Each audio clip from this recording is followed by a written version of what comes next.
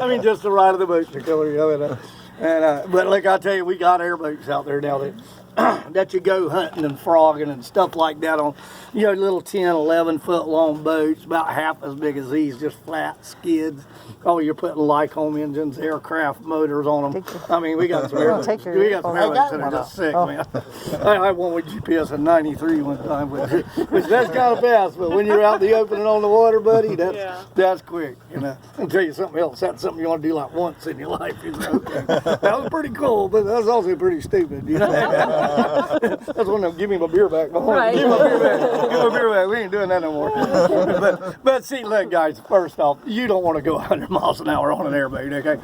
Those boats, even, you're putting big grass rakes on the bow that knock down that high bush right down there. I mean, Hueys over there jump up on dry ground, shove right on through the woods and not even stop. Yeah, and that's what the design of the airboat's actually more made to run in. Yeah, even out here, I mean, you look, guys, I mean, beautiful country you was running across.